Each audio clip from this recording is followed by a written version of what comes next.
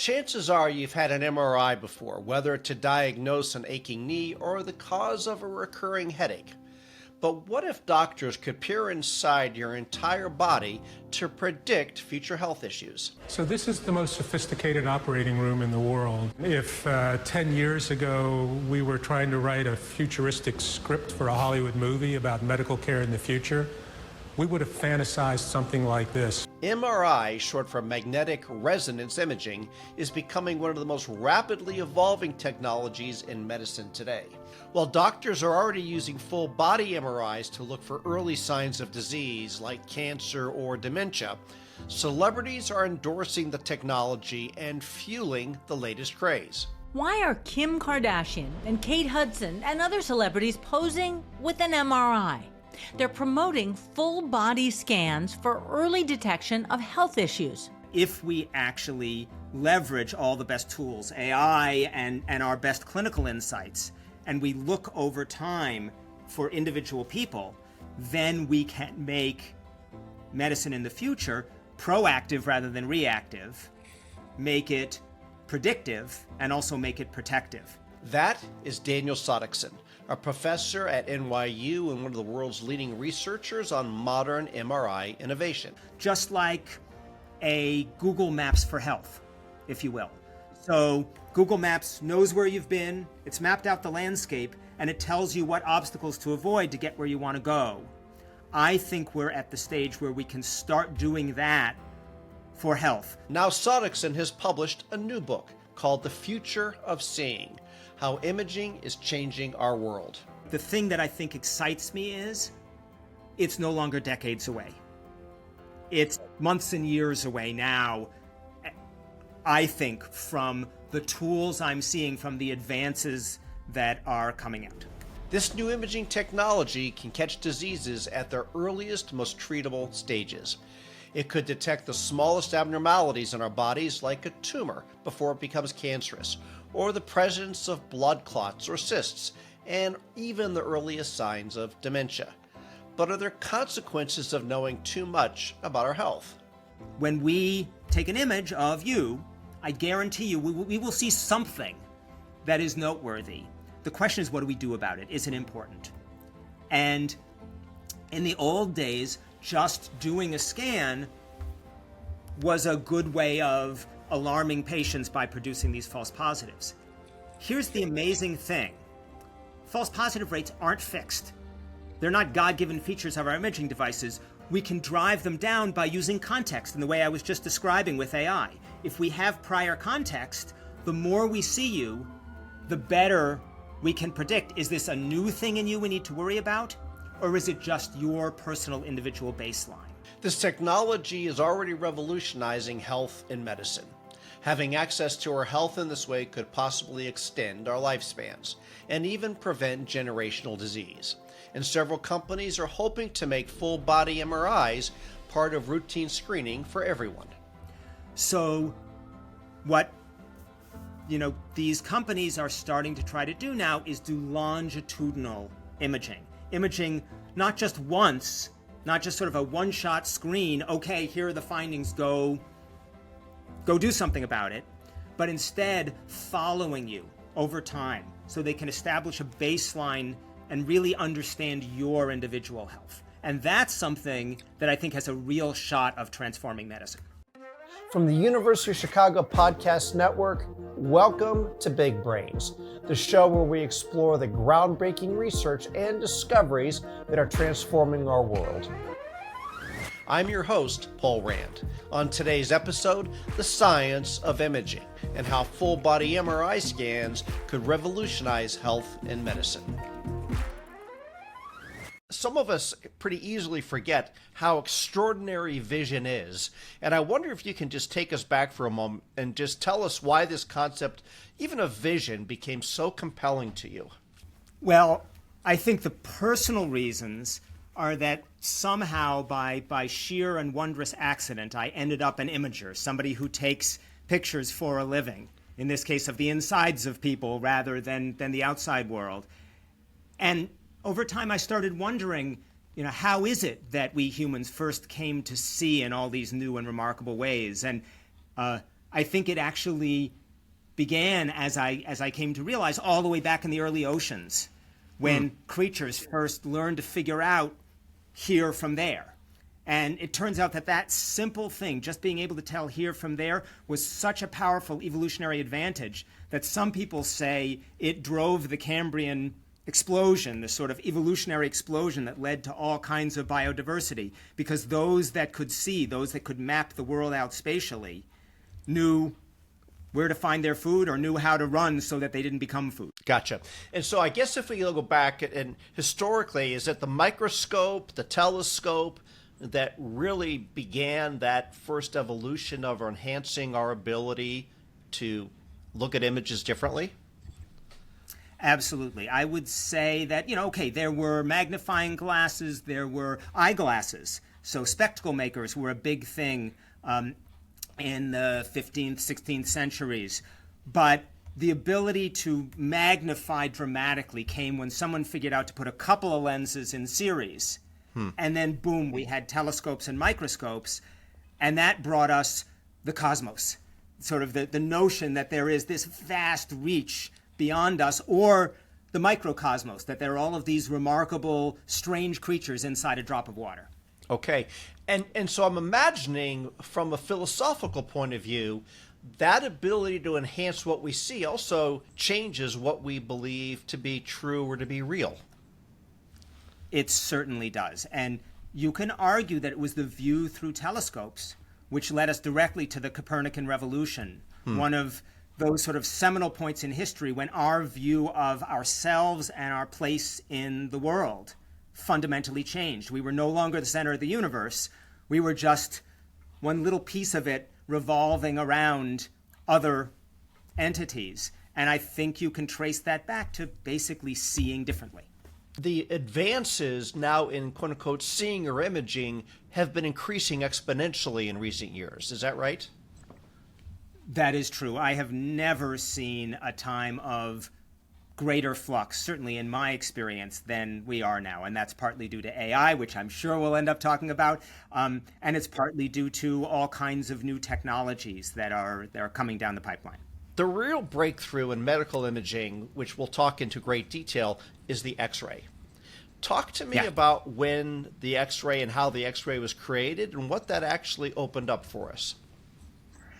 Yeah, well, unlike for many discoveries, there was a concrete discovery date. 1896, Wilhelm Conrad Röntgen was fiddling around in his laboratory and discovered that a tube that he was using to explore some physics of what we now know are electrons caused a screen to glow in the background. And it turns out what he had discovered was what we now call X-rays. He, by the way, was a marketing genius. He called this thing X-ray, as in X for the unknown.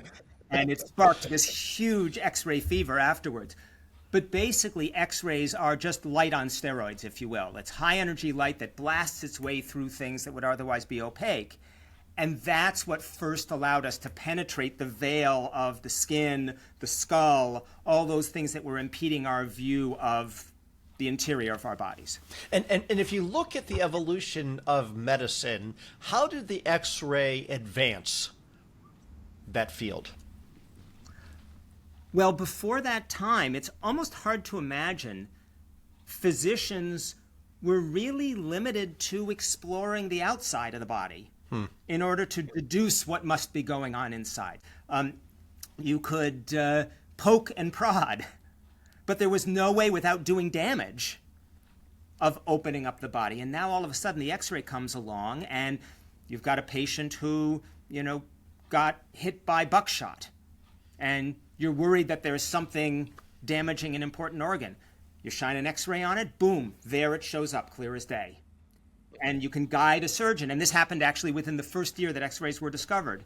A doctor basically trained an X-ray machine on a poor guy who'd messed up with his gun and discovered where the bullet was and took it out. Wow. And so now you basically had access to the interior of the body before you went hunting. But the CT scan came how many years later? So in the 70s, we got CAT scanning, which is basically just taking X-rays from lots of different angles and working out the slice. Yep. We got MRI, which generated its projections, believe it or not, with magnets. We got PET scanning, which got its projections, I kid you not, from antimatter. Wow. And then we got ultrasound, which used high-frequency sound to generate projections. Talk a little bit more about the process of how an MRI works, and when is the right time that somebody thinks a CT scan is going to work, and then when actually you ought to be thinking about an MRI? Absolutely. Well, first a little bit about how MRI works. Believe it or not, inside the nuclei, inside the atoms, inside the water, inside you, Okay. there are these tiny little magnets, almost like compass needles. And if you put them in a really strong magnetic field, just like compass needles, they align. And if you then hit them with radio waves from a radio antenna of just the right frequency, they'll start zipping around in that magnetic field, and they generate a little radio signal. So believe it or not, under those circumstances, you and I and everyone are living, breathing radio transmitters. And it turns out that by tracking where the signal's coming from using these principles of tomography, you can generate a map of the water inside your body. So that's what an MRI is at baseline. It's a map of the wet tissues of the water.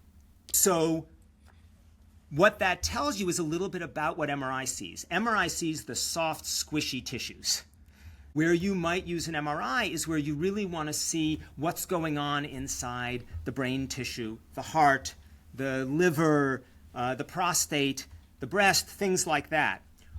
Where you might want to use a CAT scan instead is where you're really interested in the bony structures, the hard structures. You want to see if there's a fracture. You want to see if there's calcium inside a coronary artery. Now, both of them can be used for either. That's where each one of them excels. Okay. And the fields even of MRI are evolving, and you were instrumental personally in developing something called parallel imaging. And I wonder if you can talk to us a little bit about how that came up and why it was such a meaningful evolution. Well, one reinvention I had the privilege of stumbling into was something called parallel imaging. So MRI, before that time, had been gathered more or less sequentially, almost like a scanner, right? If you have a digital scanner or an old-fashioned fax machine, I'm not sure how many of your listeners remember what a fax machine is, you sort of scan through line by line. Yep. Until you get the image.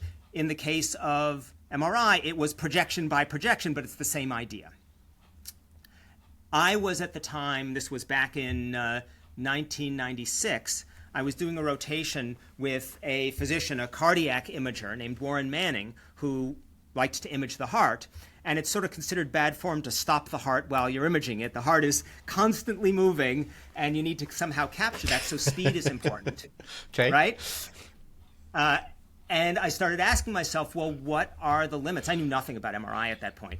What are the limits of speed in MRI? Why is it slow? And it occurred to me it's slow because we're gathering one projection at a time. And so I just asked myself the question, is there a way of gathering multiple projections at the same time? Like getting 2 lines of the scanner or 3 or 4 lines of the scanner at once. And I realized that we were using these radio detectors to pick up the signal. What if we had an array of detectors in around different parts of the body? Could we use those to get multiple different projections in parallel? Turns out we could, hence parallel imaging. Okay. And in terms of that advancing the science, how has that impacted how we operate today?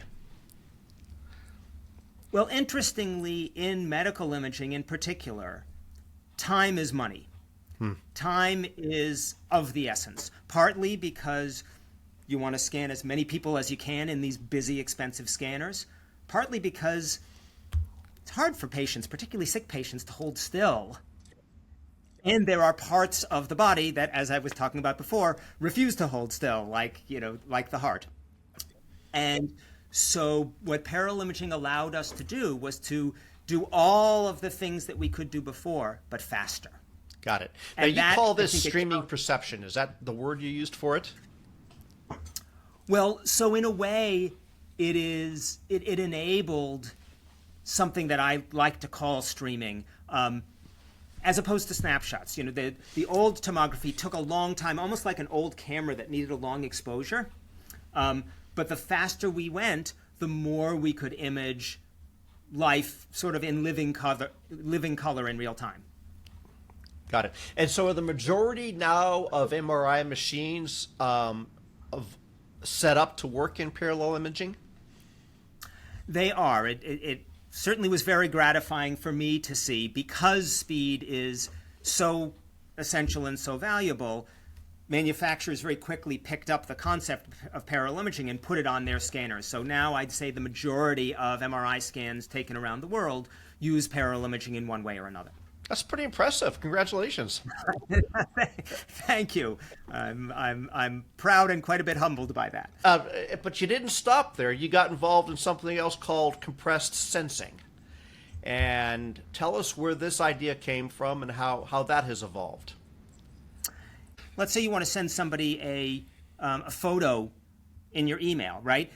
You then get a question: do you want it small, medium, or large? Right. We compress the image in order to store it efficiently with something like a JPEG algorithm, something like that. But that leads to the question, if I can compress my data and throw away lots of these data points, why do I need to spend all this time gathering it in the first place?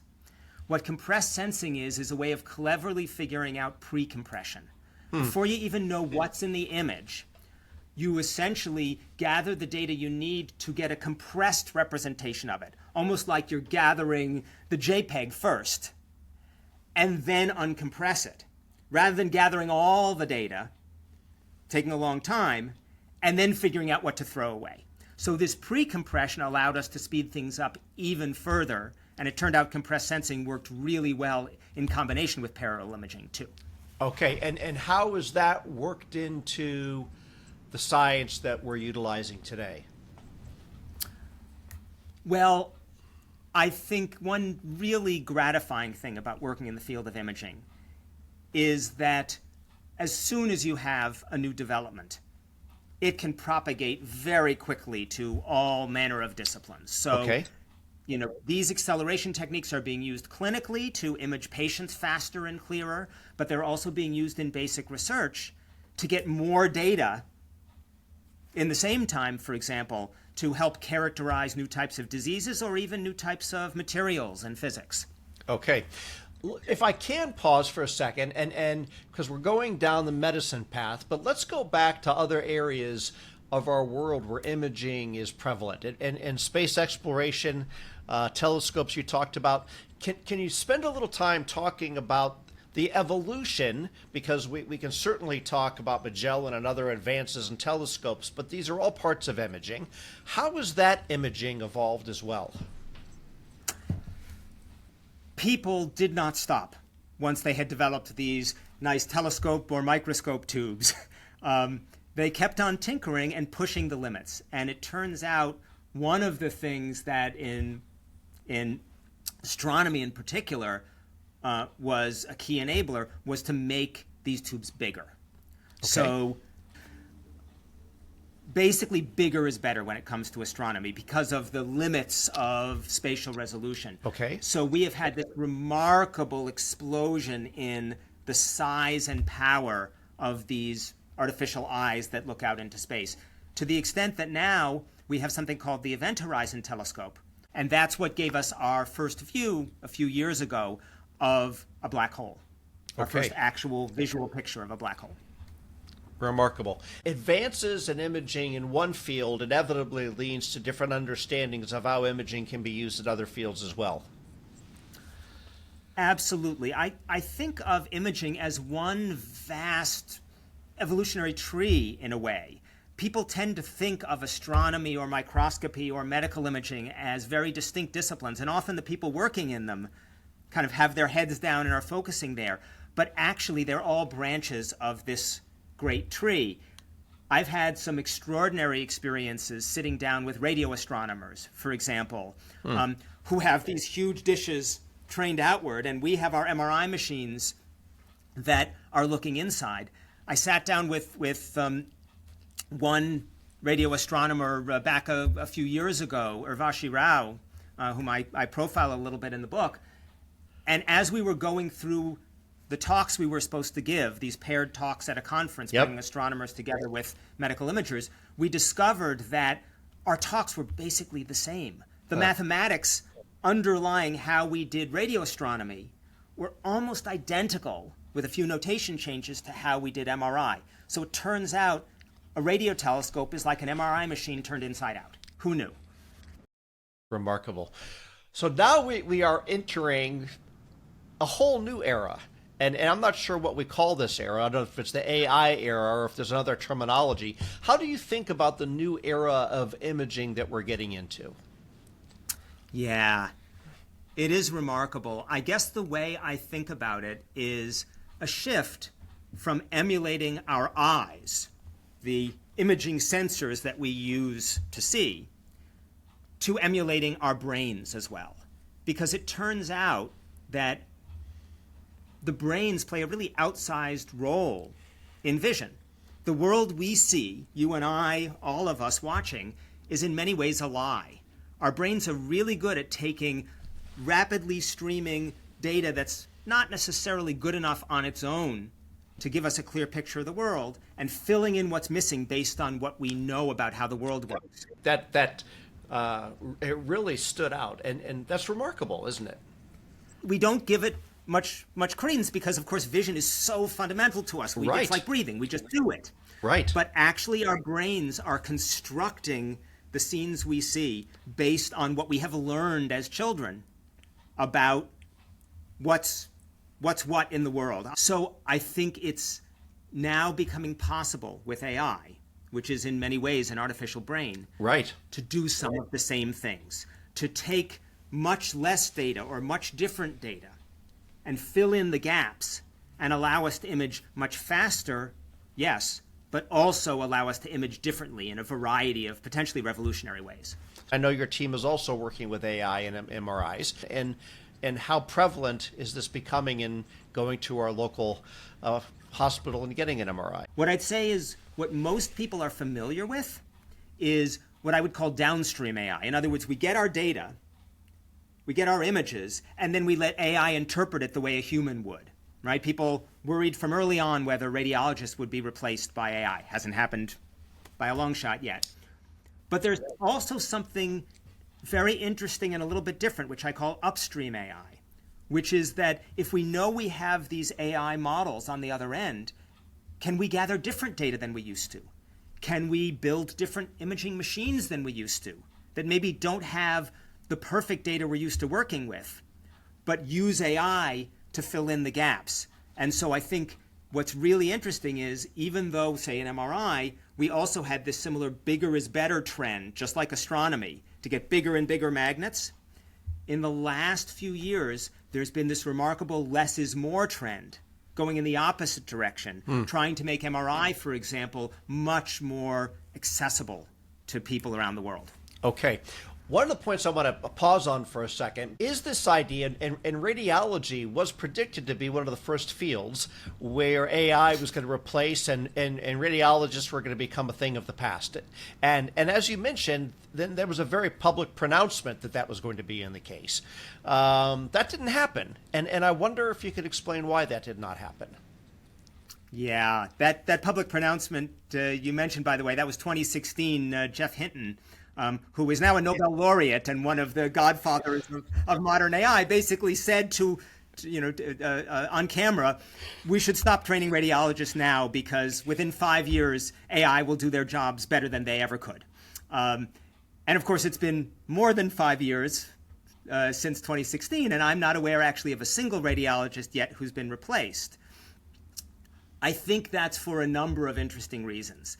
I think people, when they think of radiologists, tend to think of them as sort of pattern recognizers, object detectors. Like they go and they just scan an image. Is there a tumor? Is there a tumor? Is there a tumor? Nope, no tumor. Or, ooh, there's a tumor.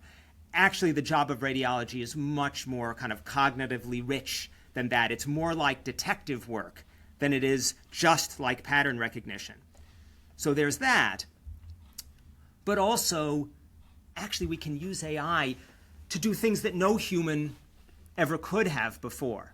Now, that said, I will pause on just one small irony, which is that though it was predicted that radiologists would be one of the first replaced by AI, now it's looking like it's programmers, coders, who might be replaced sooner. Part of what AI is allowing, I think getting back to this, is even a more democratization of the technology and making it more accessible.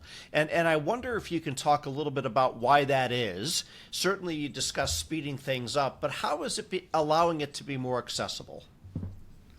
That's a really good question, Paul. And it's not necessarily an obvious jump, but it is a powerful one. So in my group, we have been working for a few years now on something we call the Everywhere Scanner Project. The goal basically being to get scanners everywhere, yep, and allow them to kind of fill in the gaps between times when we normally image. Normally, we pull out these big, expensive machines once we already know you're sick. But often that's too late. Often symptoms come when something is already untreatable, or in any case, difficult to treat.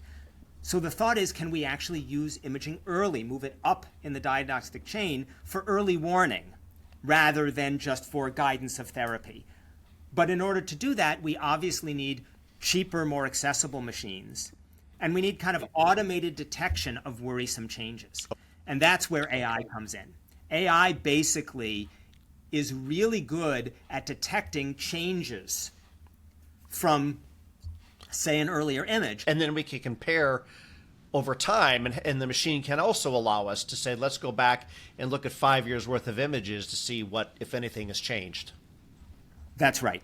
And so basically, if all we want to know is whether something has changed in you since your last MRI scan, then maybe we don't need a big $1 million machine.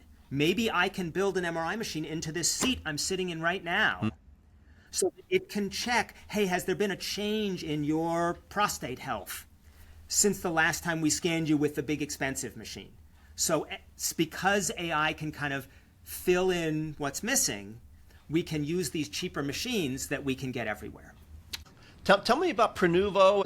The discussion out there is people thinking that they need to get a whole body scan, and now we're going to have more others telling us that that's like a pretty good thing to be doing.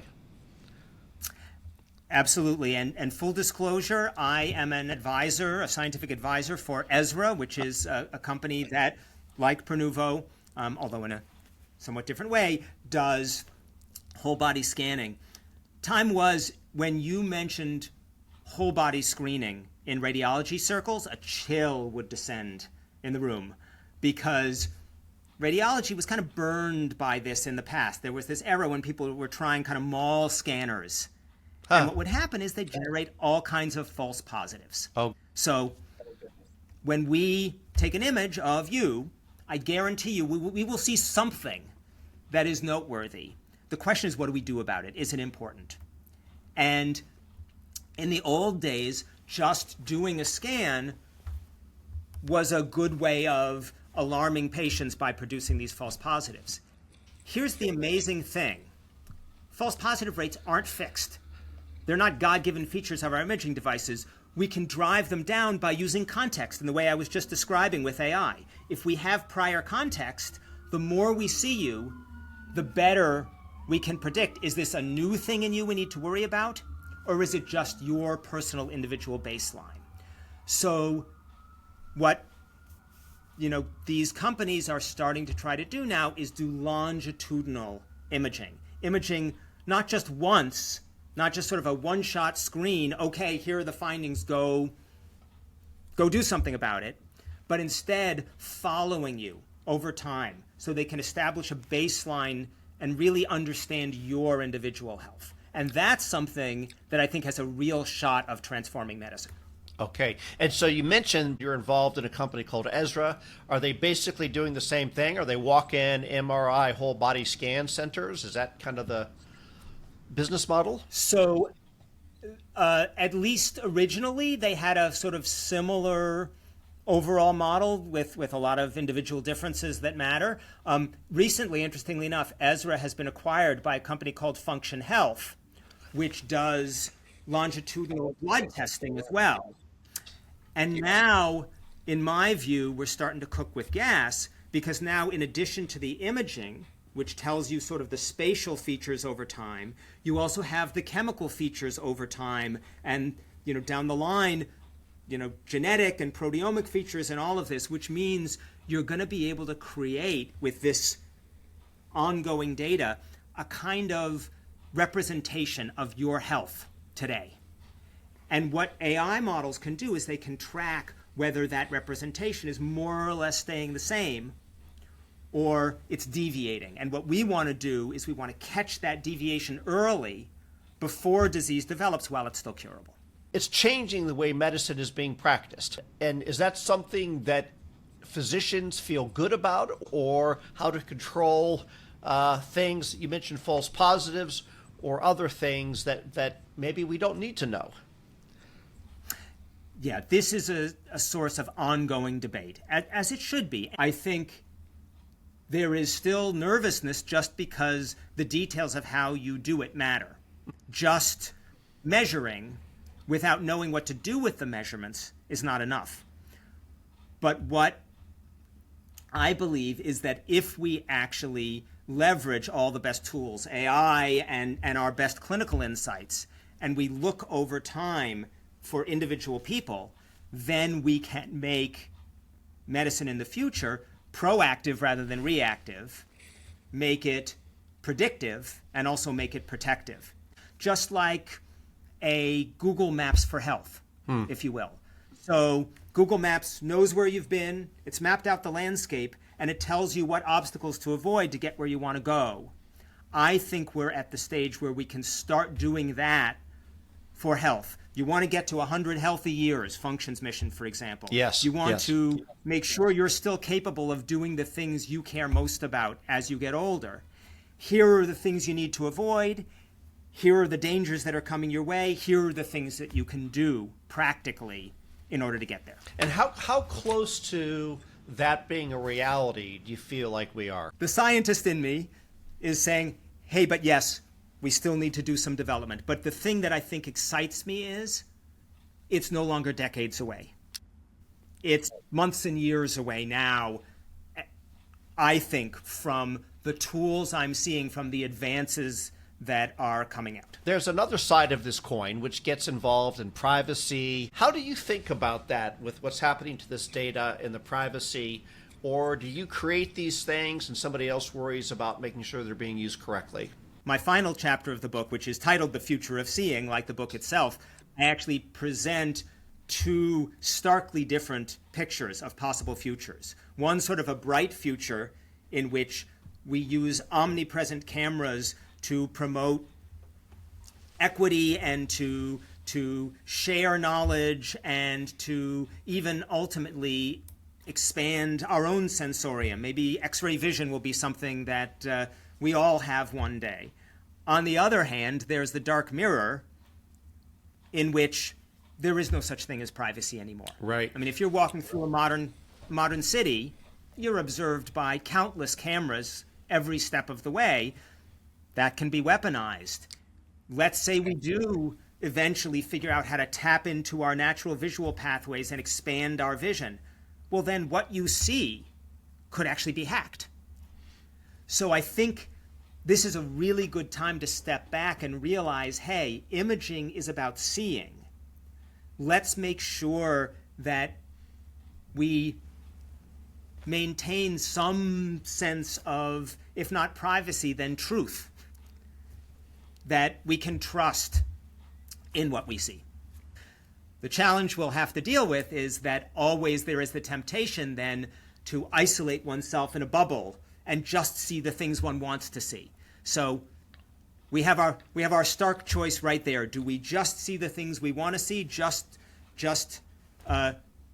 basically digest the sources of images that we want, or do we open ourselves up to this vast set of new perspectives and start thinking a little more like a species?